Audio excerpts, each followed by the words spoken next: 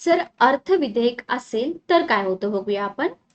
अर्थविधेयक असेल आणि अर्थविधेयक नसेल असे दोन शब्द तुम्हाला वापरले जाऊ शकतात.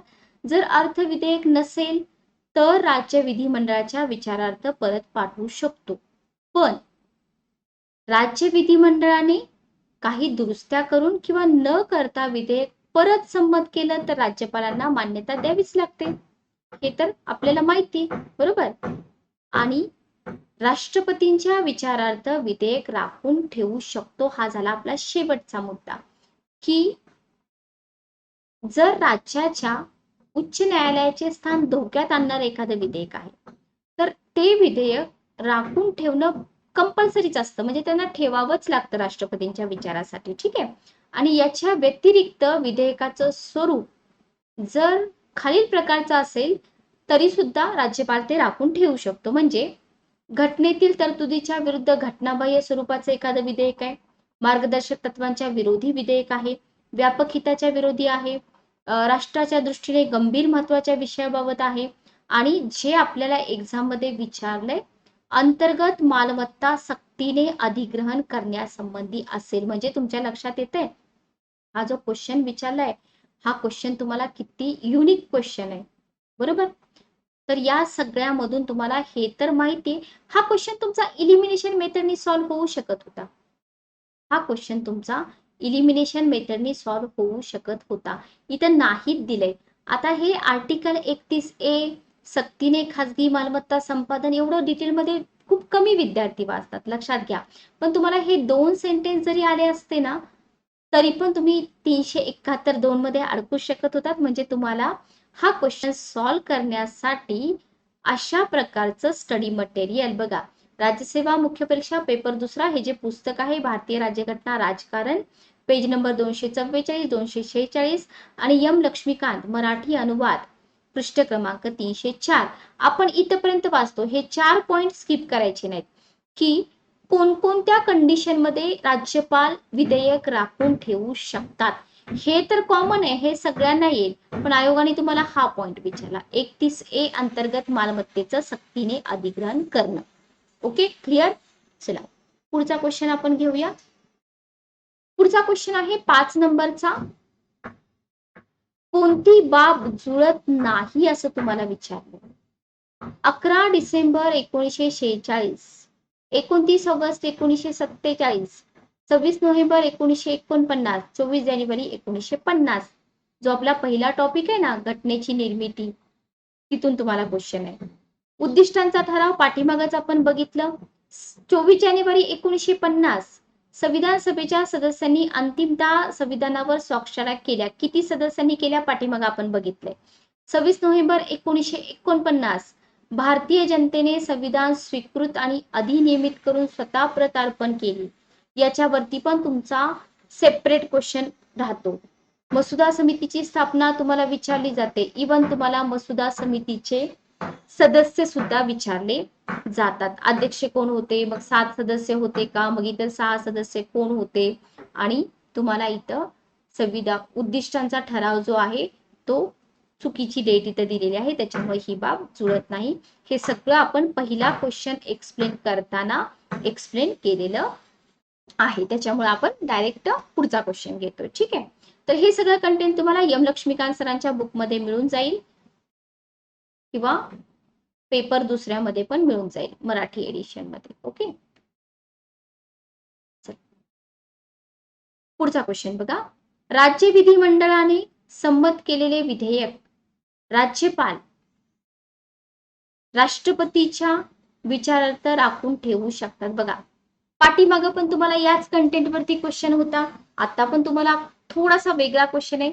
तर राष्ट्रपती काय करतात ते तुम्हाला विचारले. पाठीमागं तुम्हाला महाराष्ट्राचे राज्यपाल असं संदर्भ देऊन क्वेश्चन होता, महाराष्ट्राचे राज्यपाल. ठीक आहे, म्हणजे स्पेसिफिक एखाद्या राज्याचे राज्यपाल. राज्य विधिमंडळानं संमत केलेलं एखादं विधेयक आहे, ते विधेयक राज्यपाल राष्ट्रपतींच्या विचारार्थ राखून ठेवू शकतात. कधी राखून ठेवू शकतात, राष्ट्रपती कधी राखून ठेवू शकतात ते कंडिशन आपण बघितल्या पाठीमागच्या क्वेश्चन मध्ये. इथे तुम्हाला आता राष्ट्रपती काय करतात ते विचारले. की राष्ट्रपती विधेयकाला मान्यता देतात अथवा मान्यता राखून ठेवू शकतात. राष्ट्रपतींकडे कोणते ऑप्शन असतात? राज्य विधिमंडळाकडे पुनर्विचारासाठी पाठवतात. राष्ट्रपतीकडून परत आलेल्या विधेयकावर राज्य विधिमंडळाने 3 महिन्यामध्ये पुनर्विचार. इथं तुम्हाला शोधायचं आहे हे 3 महिने बरोबर आहेत का, आणि जर पुन्हा ते विधेयक मंजूर केले तर राष्ट्रपतीवर त्याला संमती देणं बंधनकारक असतं. पुनर्विचारार्थ परत आलेले विधेयक जर राज्य विधिमंडळाने पुन्हा मंजूर केले तर राष्ट्रपतीने 6 महिन्याच्या कालावधीमध्ये संमती दिली पाहिजे. बघा, कॉमन सेन्स आहे. राज्य विधिमंडळापेक्षा राष्ट्रपती उच्च असतात, बरोबर आहे. मग राष्ट्रपतींना कंपल्शन घालू शकतात ते 6 महिन्याच्या आत संमती दिलीच पाहिजे. साधा सोपा क्वेश्चन आहे की नाही? हे सेंटेन्स तुमचं चुकीचं येईल, बरोबर. राष्ट्रपतींवरती असं काही कंपल्शन नसतं की त्यांनी संमती दिलीच पाहिजे. त्याच्यामुळं संमती दिली पाहिजे, संमती देणे बंधनकारक, हे दोनच शब्द वाचले की तुमचे हे 2 ऑप्शन इलिमिनेट झाले पाहिजेत. आणि जेव्हा तुमचे हे 2 ऑप्शन इलिमिनेट होतात, इथंच तुमचं उत्तर येऊन जातं 1 आणि 2. ओके. विधेयकाला मान्यता देतात किंवा राखून ठेवतात किंवा पुनर्विचारार्थ परत पाठवतात, पण त्यांना कंपल्शन नाहीये की बाबा त्यांनी विधेयकाला मान्यता दिलीच पाहिजे. Okay, clear? एवढा सोपा क्वेश्चन आहे. तर जिथं जिथं तुम्हाला असं नाही की पहिल्याच सेंटेन्स पासून क्वेश्चन वाचायला चालू केलं पाहिजे, 4थ्या ऑप्शन पासून वाचा, तुमचं इलिमिनेशन मेथडने क्वेश्चन लवकर सॉल्व्ह होईल. आता याचं एक्सप्लेनेशन आपण बघूया. विधेयकाला मान्यता देणे. कायदे मंडळ, कार्यकारी मंडळ, हे सगळं आपल्याला व्यवस्थित करायचंय. कायदे मंडळामध्ये कोणाचा सहभाग असतो, कार्यकारी मंडळामध्ये कोणाचा सहभाग असतो, बेसिक आहे. तर कायदे मंडळाच्या दोन्ही सभागृहांनी किंवा एकगृही कायदे मंडळ आहे तर अस्तित्वात असलेल्या राज्यातील कायदे मंडळाच्या सभागृहाने संमत केलेले प्रत्येक विधेयक राज्यपालांच्या मान्यतेसाठी पाठवलं जातं, बरोबर. जोपर्यंत राज्यपालांची त्या विधेयकावर स्वाक्षरी होत नाही तोपर्यंत काय होतं, कायद्यामध्ये रूपांतर होतच नाही. पण राज्यपालांकडे जेव्हा अशी विधेयकं जातात तेव्हा राज्यपाल संमती देऊ शकतात किंवा संमती नाकारू पण शकतात किंवा राष्ट्रपतीच्या विचारासाठी राखून पण ठेवू शकतात. आणि कोणत्या सिच्युएशन मध्ये त्यांना राखून ठेवावेच लागतात ते आपण पाठीमागं बघितलं. आता नकार अधिकार बघा. राज्यपालाने एखाद्या विधेयकाला संमती नाकारली असल्यास ते विधेयक त्यावर पुनर्विचार करण्यासाठी राज्य कायदे मंडळाकडे परत पाठवलं जातं, बरोबर. राज्यपाल त्या विधेयकात दुरुस्त्या सुचवू शकतात का? सुचवू शकतात. राज्यपालांनी परत पाठवलेल्या विधेयकावर कायदे मंडळाला पुनर्विचार करावाच लागतो. हा पॉइंट इम्पॉर्टंट आहे, व्यवस्थित लक्षात ठेवा. करावाच लागतो पुनर्विचार. त्यांना राज्यपाल उगीच माघारी पाठवतील का? काहीतरी रिझन असेल, बरोबर. मात्र आता पुनर्विचार तर करावा लागतो, पण असं विधेयक राज्य विधिमंडळानं आवश्यक त्या दुरुस्त्या करून किंवा विचार केलाय पण मूळच्या स्वरूपात पुन्हा संमत केलं, अशा वेळी मात्र राज्यपालांना संमती द्यावीच लागते. म्हणजे इथं कंपल्शन आहे, पण राष्ट्रपतींसाठी कंपल्शन आहे का? नाही. आता इथं विधेयक राष्ट्रपतींच्या विचारार्थ राखून ठेवणं. आपण काय बोललो की राज्यपालांकडे विधेयक जातं, राज्यपाल सिग्नेचर करतात, मग कायदा बनतो. पण राज्यपालांना असं वाटलं की हे विधेयक आपण पेंडिंग ठेवूया, कुणासाठी? राष्ट्रपतींच्या विचारासाठी, बरोबर. तर राज्यपाल ठेवू शकतात का? ठेवू शकतात. मग अशा सिच्युएशन मध्ये राष्ट्रपती एकतर अशा विधेयकाला संमती देतात किंवा विधेयक पुनर्विचारासाठी कायदे मंडळाकडे पाठवतात. म्हणजे राज्यपालांना सूचना देतात की बाबा कायदे मंडळाकडे रिटर्न करा, ठीक आहे. त्या विधेयकावर राज्य कायदे मंडळाने 6 महिन्याच्या आत विचार करावा लागतो. इथं तुम्हाला काय दिले, व्यवस्थित वाचा क्वेश्चन. इथं दिलेलं आहे की राष्ट्रपतीने 6 महिन्याच्या आत विचार करावा लागतो, संमती द्यावी लागते. तर असं नाहीये. राष्ट्रपती जर ते विधेयक परत पाठवत असतील राज्य विधिमंडळाकडे तर राज्य विधिमंडळाने 6 महिन्यात त्याच्यावरती विचार करावा लागतो. हा पॉइंट तुम्हाला नेक्स्ट टाइम विचारला जाऊ शकतो, ठीक आहे. तर यावेळी कायदे मंडळाने ते विधेयक दुरुस्त्या करून किंवा मूळच्या स्वरूपात पुन्हा संमत केलं, ते दुसऱ्यांदा राष्ट्रपतींकडे पाठविलं जातं. यावेळी देखील राष्ट्रपती त्या विधेयकाला संमती देतात किंवा संमती नाकारू पण शकतात. पण राष्ट्रपतींचा निर्णय मात्र अंतिम स्वरूपाचा असतो, म्हणजे राष्ट्रपतींना कंपल्शन नाहीये, तुम्ही जरी दुरुस्त्या करून पाठवलं तरी सुद्धा राष्ट्रपती रिजेक्ट करू शकतात. Okay, clear. तर हा क्वेश्चन तुम्हाला विचारलाय. राज्यसेवा मुख्य परीक्षा पेपर दुसरा, भारतीय राज्यघटना आणि राजकारण, पृष्ठ क्रमांक 244 245. जेव्हा तुम्हाला असे प्रॉपर सोर्स मिळतात ना, तेव्हा एक्झाम क्रॅक करणं फार सोपं जातं. बरोबर. जर तुम्हाला बुकलिस्ट प्रॉपर नाही मिळाली तर तुम्हाला फ्रस्ट्रेशन येतं, टेन्शन येतं, सगळी पुस्तकं कलेक्ट करणं मुश्किल होतं. तर अशा वेळेस 1-2-3 स्टँडर्ड बुक्स वापरा, जिथून तुमचा सिलेबस सगळा कव्हर होऊन जातो. 7वा क्वेश्चन बघा. भारतात न्यायालयीन पुनरावलोकन काय सुचवतं? पहिलं तुम्हाला सेंटेन्स दिले, कायद्यांची आणि कार्यकारी आदेशांची घटनात्मकता घोषित करण्याचा न्यायालयीन अधिकार. कायदे मंडळाद्वारे मंजूर करण्यात आलेल्या कायद्यांचे सुज्ञपणा यावर प्रश्न उपस्थित करण्याचा न्यायालयीन अधिकार. बघा, 1 वर्ष आपण अभ्यास केलेला असतो, बरोबर. असे पॉइंट आले की आपल्याला कळतं, अरे हे नाहीये. कायदेशीर मान्यता असलेल्या सर्व शब्द आलाय. सर्व बाबींची राष्ट्रपतीची मान्यता मिळवण्या अगोदर पुनरावलोकन करण्याचा न्यायालयाचा अधिकार. असं असतं का? नाही. आपल्याच यापूर्वी समान अथवा भिन्न प्रकरणामध्ये दिलेल्या निर्णयाचं पुनरावलोकन करण्याचा न्यायालयीन अधिकार. बऱ्याच विद्यार्थ्यांना हे उत्तर वाटतं, पण असं नाहीये. घटनात्मकता हा शब्द आला की डोळे झाकून आपलं उत्तर कोणतं? पहिलं उत्तर. बरोबर. Okay, clear. तर हे पण चुकीचं आहे. स्पष्टीकरण बघूया आपण या क्वेश्चनचं. बघा, न्यायालयीन पुनरावलोकनाचा अर्थ काय आहे? केंद्र सरकार व राज्य सरकार दोहोंच्या विधिमंडळांनी म्हणजे दोघांच्या विधिमंडळांनी केलेल्या कायद्यांच्या आणि प्रशासकीय आदेशांच्या, फक्त कायदे आहेत का? नाही, प्रशासकीय आदेश सुद्धा, यांच्या घटनात्मक वैधता म्हणजे घटनात्मक दृष्ट्या हे कायदे, हे प्रशासकीय अधिकार, आदेश वैध आहेत का, याचं परीक्षण कोण करतं? न्यायालय करतं. आणि त्यालाच म्हणतात न्यायालयीन पुनरावलोकनाचा अधिकार. ओके. आणि जर न्यायालयानं परीक्षण केलं आणि परीक्षण केल्यानंतर त्यांना असं आढळलं की हे जे कायदे आहेत किंवा हे जे प्रशासकीय आदेश आहेत ते घटनेचं उल्लंघन करतायत, अवैध आहेत, तर अशा वेळेस न्यायालय काय करतं? त्यांना बेकायदेशीर किंवा घटनाबाह्य घोषित करतं. बरोबर. मग असं जेव्हा बेकायदेशीर घटनाबाह्य घोषित केलं जातं त्यावेळेस सरकार त्यांची अंमलबजावणी करूच शकत नाही. बरोबर. कारण का? सुप्रीम कोर्टानं तर घटनाबाह्य घोषित केलंय. ओके. आता न्यायालयीन पुनरावलोकन तुम्हाला इथपर्यंत आयोगाने विचारले. व्हॅल्यू ऍडिशनल भाग बनवून आपण पुढचा भाग बघूया की न्यायमूर्ती सय्यद शाह मोहम्मद कादरी यांचं नाव लक्षात ठेवा. यांनी न्यायालयीन पुनरावलोकनाचे 3 प्रकारात वर्गीकरण केलंय. कोणते प्रकार? घटना दुरुस्त्यांचे न्यायालयीन पुनरावलोकन, संसद आणि राज्य विधिमंडळाने केलेले कायदे आणि दुय्यम कायदे यांचे न्यायालयीन पुनरावलोकन, संघराज्य, राज्य आणि राज्याच्या अधिकार क्षेत्रातील अधिकारी यांच्या प्रशासकीय कृतींचे न्यायालयीन पुनरावलोकन.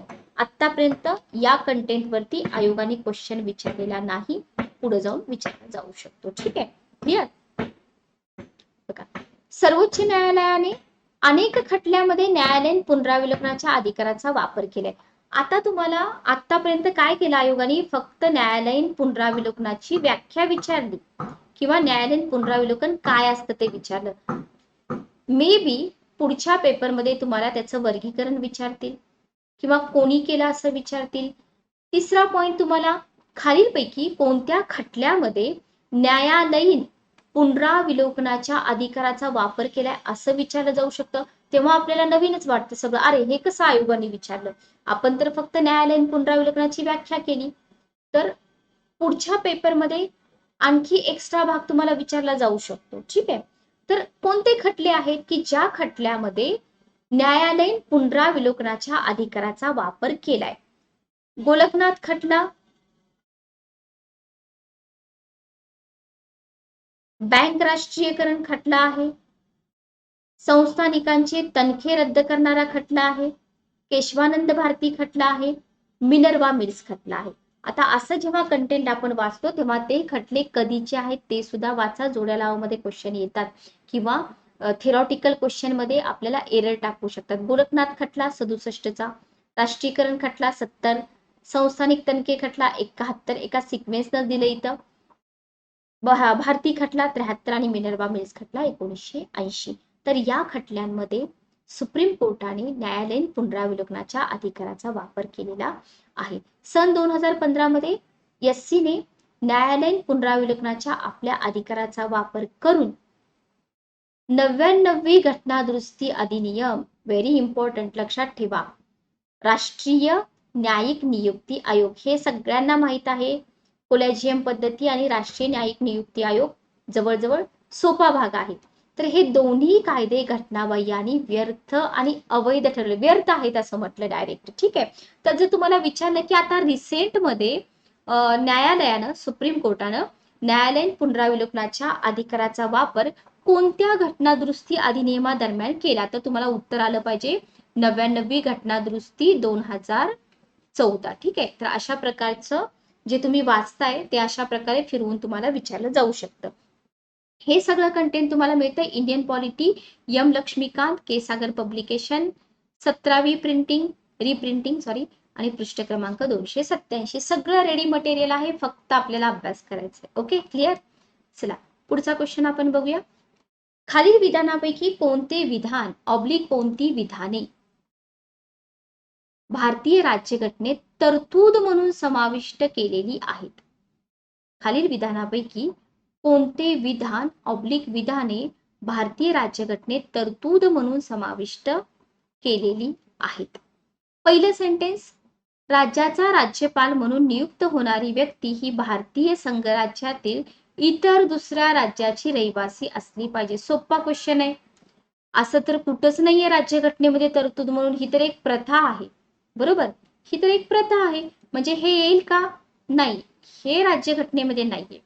देशाच्या धर्मनिरपेक्ष वैशिष्ट्याची खात्री देण्यासाठी सर्वोच्च न्यायालयातील किमान एक न्यायाधीश मुस्लिम, हा ना बोनस मार्क मिळतो. हा क्वेश्चन, असे क्वेश्चन म्हणजे फ्रीचे मार्क असतात. तर हा ऑप्शन नाही, हा पण ऑप्शन नाही, हा पण ऑप्शन नाही, राहिलं काय मग? संसदेच्या लोकलेखा समितीचा अध्यक्ष असं असतं का? नाही. तर वरीलपैकी एकही नाही. तर हा सोपा क्वेश्चन. Okay, clear. अशा कोणत्याही तरतुदी घटनेमध्ये नाहीत. आता इथं तुम्हाला दिलेलं आहे पहिल्या सेंटेन्ससाठी राज्यपाल पद. तर राज्यपाल पदाच्या अटी काय आहेत पात्रतेच्या? ती व्यक्ती भारताची नागरिक असली पाहिजे. बघा आता इथं आयोग काय करतं माहिती का? असलीच पाहिजे, च पण लावतं. तर लक्षात ठेवा. ठीक आहे. वयाची 35 वर्ष, 35च्या ठिकाणी 30 करतं.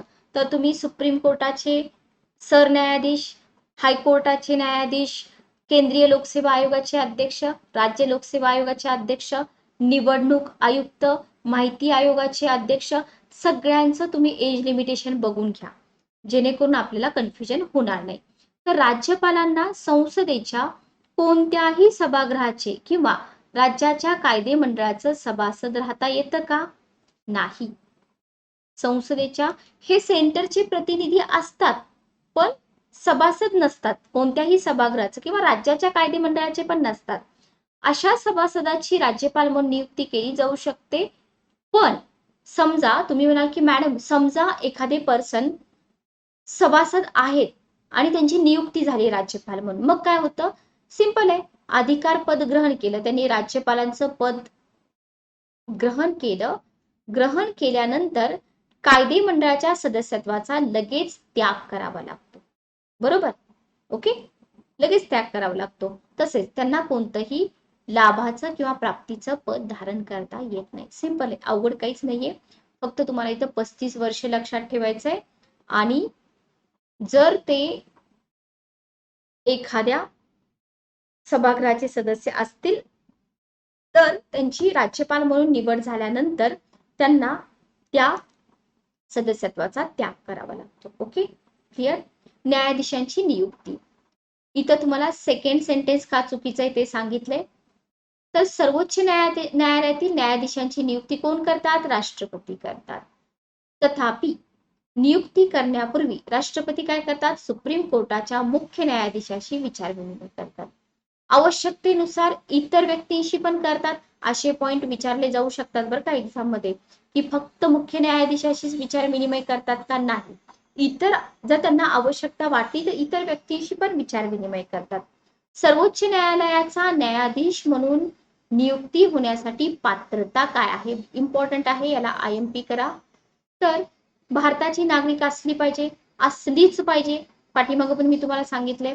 उच्च न्यायालयाचा न्यायाधीश म्हणून 5 वर्ष काम, उच्च न्यायालयात 10 वर्ष वकिली आणि राष्ट्रपतींच्या मते सुप्रसिद्ध कायदे पंडित. हे सोपं आहे.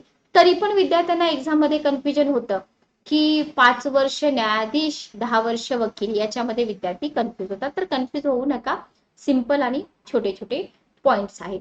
त्याच्यानंतर आहे लोकलेखा समिती, तिसरं सेंटेन्स आपलं. तर सार्वजनिक हिशोब समिती, लोकलेखा समितीलाच काय म्हणतात? सार्वजनिक हिशोब समिती म्हणतात, विसरू नका. तर लोकलेखा समिती ही संसदेची सर्वात महत्वाची कसली समिती आहे? वित्तीय समिती आहे, लक्षात ठेवा. शासनाच्या आर्थिक व्यवहारावर प्रभावी नियंत्रण असते. हा आयोगाचा फोकस पॉइंट आहे. लोकलेखा समिती, सार्वजनिक हिशोब समिती, सार्वजनिक उपक्रम समिती. तर काही फोकस एरिया आहे आयोगाचा, जो तुम्हाला स्किप करून चालत नाही. तर भारताच्या आपला जो स्वातंत्र्यपूर्व काळ आहे ना, 1921 मध्ये माउंटेग्यू चेम्सफोर्ड सुधारणासह ही समिती स्थापन करण्यात आली होती. हे तुमच्यासाठी नवीन पॉइंट मिळाला. स्वातंत्र्य उत्तर काळामध्ये काय झालं? भारतीय घटनेतील तरतुदीनुसार लोकलेखा समिती लोकसभेच्या सभापतीच्या नियंत्रणात आली. विरोधी पक्षनेता येईल का मग इथं अध्यक्ष म्हणून? नाही येणार, बरोबर. तर एक संसदीय समिती म्हणून अस्तित्वात आहे. ओके, कोणाच्या नियंत्रणाखाली? लोकसभेच्या सभापतीच्या. कधी स्थापन केली होती? 1921 माउंटेग्यू चेम्सफोर्ड सुधारणा सहित, बरोबर. रचना बघा, तुम्हाला रचना विचारली जाऊ शकते. लोकसभेचे संचालन व प्रक्रिया अधिनियमाअंतर्गत नियम 308. आता तुम्ही म्हणाल की मॅडम हे जे एक्सप्लेनेशन तुम्ही देताय ना, लोकसभा अधिनियम, नियम 308 विचारतात का? विचारतात. क्वेश्चन पेपर आपण बघणारच आहोत सगळे. तर या अन्वये संसदेतर्फे दरवर्षी लोकलेखा समिती स्थापन करण्यात येते. व्हेरी इम्पॉर्टंट पॉइंट, सगळे पॉइंट इम्पॉर्टंट आहेत की लोकलेखा समितीची स्थापना कोण करतं? संसद करते. कधी करतं? दरवर्षी करतं. कोणत्या नियमांतर्गत करतं? लोकसभा संचालन प्रक्रिया अधिनियम 308. किती सदस्य असतात? 22 असतात. 22 पैकी 15 लोकसभा, 7 राज्यसभा. सगळ्यांवरती आयोगाने क्वेश्चन विचारले. त्याच्यानंतर त्यांची निवड पद्धती कशी असते? एकल संक्रमणीय पद्धती, प्रमाणशीर प्रतिनिधित्व. आता तुम्हाला याचा अर्थ नाहीत विचारत की एकल संक्रमणीय म्हणजे काय, प्रमाणशीर प्रतिनिधित्व म्हणजे काय, विचारत नाही. ठीक आहे. सन 1954-55 पूर्वी या समितीत केवळ याच्यावरती पण आयोगाने क्वेश्चन विचारला होता बघ की 54-55 पूर्वी किती सॉरी लोकसभेमध्ये सॉरी या समितीमध्ये फक्त लोकसभेच्या सदस्यांचा समावेश होता. म्हणजे राज्यसभेचे सदस्य होते का? नव्हते. मग चेंज कधीपासून झाला? 54-55 पासून झाला. 54-55 पासून राज्यसभेचे सदस्य पण इथं आले या समितीवर, बरोबर. आणि बघा 1954-55 याच्या आधी जर तुम्ही बघितलं तर फक्त लोकसभेचे सदस्य होते. याच्यानंतर बघितलं तुम्ही तर लोकसभा आणि राज्यसभा दोन्ही होते. आता 66-67 पर्यंत काय होतं बघा, 66-67 पर्यंत सत्तारूढ पक्ष, जो कोणता पक्ष असेल त्या पक्षाच्या ज्येष्ठ सदस्याची या समितीच्या अध्यक्षपदी नियुक्ती केली जात होती, बरोबर. कधीपर्यंत? 66-67 पर्यंत. 67 नंतर काय झालं? पहिल्यांदाच लोकसभेच्या विरोधी पक्षाच्या सदस्याची समितीच्या अध्यक्षपदी नियुक्ती करण्यात आली. म्हणजे या पॉइंटवरच आयोगाने तुम्हाला क्वेश्चन विचारला, बरोबर. 67 नंतर असं झालं, पण प्रचलित पद्धतीनुसार सध्या लोकसभेचा सभापती लोकसभेतील विरोधी पक्षाच्या ज्येष्ठ सभासदाची या समितीच्या अध्यक्षपदी नियुक्ती करतो.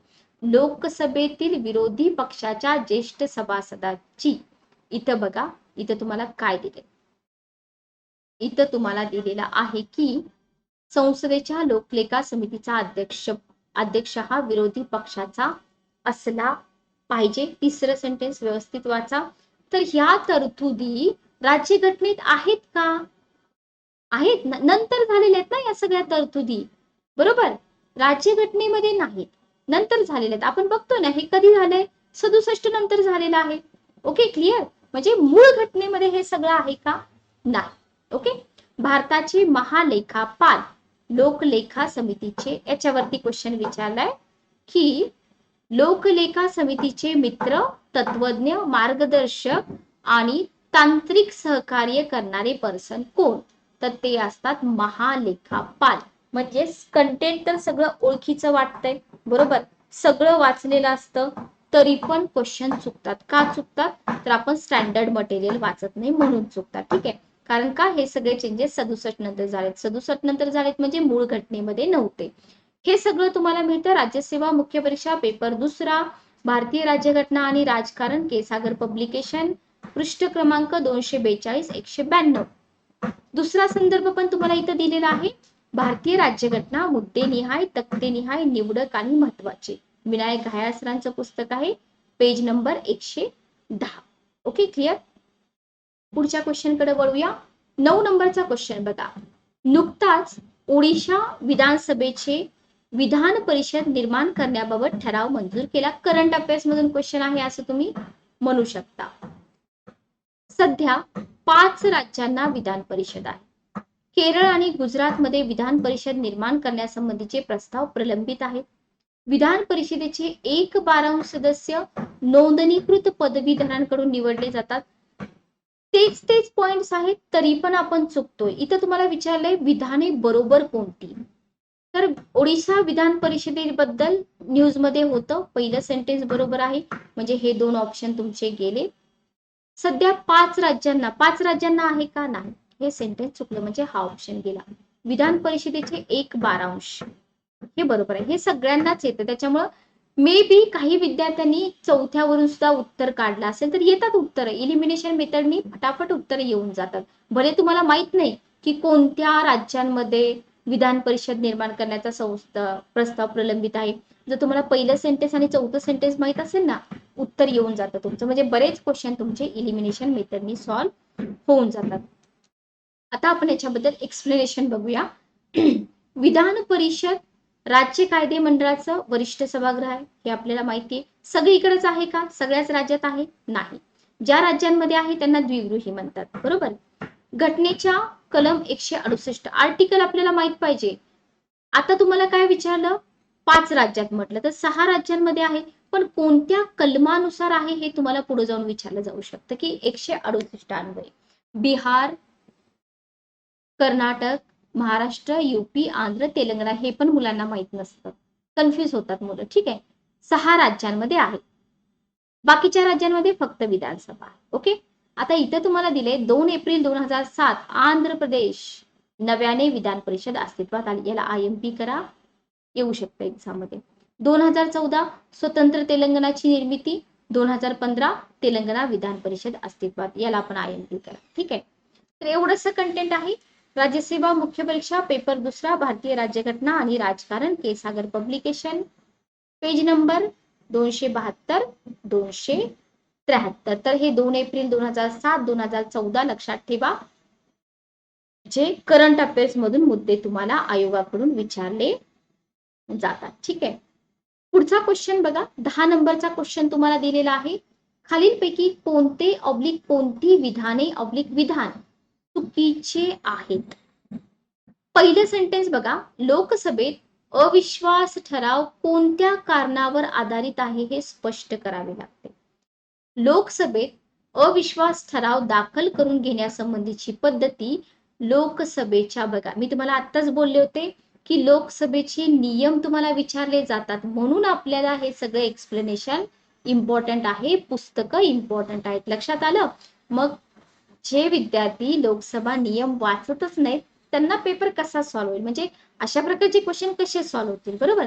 तर 198 मध्ये दिले, आता माहित नाही 198 मध्ये दिले का नाही ते. हे सेंटेन्स आपण बाजूला ठेवूया. चौथं सेंटेन्स बघा, इटलीमध्ये सरकारला, हे पण आपल्याला माहित नाही, मग हा क्वेश्चन तुम्ही सॉल्व्ह कसा करणार? तर याच्यासाठी पहिली गोष्ट स्टँडर्ड मटेरियल वापरावं लागतं, दुसरी गोष्ट नाही आली तर क्वेश्चन स्किप करून दे. ओके, अविश्वासाचा ठराव एकदा दाखल झाल्यावर तो दाखल करण्यास मंजुरी मिळाल्यापासून 10 दिवसाच्या आत चर्चेस घेतला पाहिजे. ओके, समजा एखाद्या विद्यार्थ्याला तिसरं सेंटेन्स माहिती आहे की तिसरं सेंटेन्स बरोबर आहे, तर हा ऑप्शन फक्त इलिमिनेट होईल, हा पण इलिमिनेट होईल. ओके, म्हणजे तुम्हाला 1 आणि 4 आणि फक्त 1 मध्ये कन्फ्युजन राहील. पण आयोग तुमच्याकडून इथं काय अपेक्षा करते माहिती का, की ऍटलिस्ट तुम्हाला अविश्वास ठराव स्टॅटिक तरी माहित पाहिजे. बाबा तुम्हाला समजा हे लोकसभा नियम माहित नसू दे, पण तुम्हाला ऍटलिस्ट एवढं तरी माहित पाहिजे की अविश्वासाचा ठराव याच्याबद्दल जेवढी काही इन्फॉर्मेशन पुस्तकात आहे तेवढी तरी माहित पाहिजे. त्याच्यावरून तुम्हाला उत्तर येऊन जातं. बरोबर. तर हे स्पष्ट करावं लागत नाही. बाकीचं सगळं बरोबर आहे. अविश्वास ठराव लोकसभेच्या नियम 198 मध्ये सांगितलेले आहे. इटलीमध्ये सरकारला संसदेच्या दोन्ही सभागृहांच्या पाठिंब्याची गरज असते. Okay, clear. चला, आता इथे तुम्हाला दिलेलं आहे एक्सप्लेनेशन. अविश्वासाचा ठराव म्हणजे काय, जे आयोग तुमच्याकडून अपेक्षा करते की तुम्हाला हे माहित पाहिजे. लोकसभेचा मंत्रिमंडळावर विश्वास आहे किंवा नाही हे पडताळून पाहण्यासाठी मांडलेला ठराव म्हणजे अविश्वास ठराव. कोणाचा कोणावरती? लोकसभेचा मंत्रिमंडळावर. ठीक आहे. मंत्रिमंडळ कोणाला जबाबदार असतं? लोकसभेला. संपूर्ण मंत्रिमंडळाविरुद्धच अविश्वासाचा ठराव मांडावा लागतो. एका मंत्र्याविरुद्ध मांडता येतो का? नाही. इथं च लागलेला आहे, बघून घ्या. पुढे ही सेंटेन्स तुम्हाला एक्झाम मध्ये येऊ शकतात. अविश्वासाच्या ठरावात कारणे देण्याची आवश्यकता नसते. बघा, हे जर तुम्ही पुस्तकामध्ये वाचलं असतं, इथं तुम्हाला संदर्भ पण दिलाय. विनायक घायाळ सरांचं पुस्तक आहे, भारतीय राज्यघटना मुद्देनिहाय, तक्तेनिहाय, निवडक आणि महत्वाचे, पृष्ठ क्रमांक 113. तर तुमचा हा क्वेश्चन हे 2 सेंटेन्स तुम्हाला माहित नसले असते तरी सुद्धा सॉल्व्ह झाला असता. पुढचं वाचायची पण तुम्हाला गरज नव्हती. ठीक आहे. पण मटेरियल आपल्याला वाचलं पाहिजे. ज्या दिवशी अविश्वास ठराव मांडायचा असेल त्या दिवशी सभागृहाची बैठक सुरू होण्यापूर्वी अविश्वासाच्या ठरावाची सूचना देणे आवश्यक आहे. कधी दिली पाहिजे? ज्या दिवशी ठराव मांडायचा आहे त्या दिवशी सभागृहाची बैठक सुरू होण्यापूर्वी. अविश्वासाचा ठराव रास्त आहे का नाही, म्हणजे बरोबर आहे का नाही, कोण ठरवतं? सभापती ठरवतात. ठराव मांडण्यासाठी सभागृहाची परवानगी घ्यावी लागते का? घ्यावी लागते. इम्पॉर्टंट पॉइंट आहे. अविश्वासाचा ठराव मांडण्यास सभागृहाने परवानगी दिली तर तो 10 दिवसाच्या आत मांडावा लागतो. इथं काय दिलंय तुम्हाला बघा. बरोबर आहे, 10 दिवसाच्या आत. बरोबर आहे. या ठरावावर चर्चा केली जाते. विचारलं जाईल तुम्हाला की अविश्वासाच्या ठरावावर चर्चा केली जाते का? असे जे पॅराग्राफ असतात ना, याच्यामधून तुम्ही पॉइंट्स काढायला शिका. ठीक आहे. सगळं रेडी मटेरियल आहे, फक्त मायक्रो नोट्स बनवायचे आहेत आपल्याला. बहुधा पंतप्रधान सरकारवरील आरोपांना उत्तर देतात. बहुधा कोण देतं उत्तर? पंतप्रधानच देतात. ठराव मांडणाऱ्याला अखेरीस उत्तरादाखल बोलण्याचा अधिकार असतो. चर्चा संपल्यानंतर सभापती मतदान घेतात. अशा वेळी अवाजी मताने किंवा मागणीनुसार मतविभाजन करून निर्णय घेतला जातो. याला स्टार करा किंवा क्वेश्चन करा की शेवटी मतविभाजन करून मागणीनुसार वगैरे निर्णय घेतला जातो का? आणि सर्वात इम्पॉर्टंट पॉइंट, अविश्वासाचा ठराव राज्यसभेत मांडता येत नाही. कुठं मांडावा लागतो? लोकसभेमध्येच मांडावा लागतो. Okay, clear. तर इथपर्यंत आपण क्वेश्चन कंप्लीट केले. पार्ट सेकंड मध्ये आपले पुढचे क्वेश्चन कंप्लीट होतील. जर तुमचे काही डाउट्स असतील तर तुम्ही कमेंट बॉक्स मध्ये देऊ शकता. नेक्स्ट सेशन मध्ये आपण पुढचे क्वेश्चन कंप्लीट करूया. जय हिंद, जय महाराष्ट्र.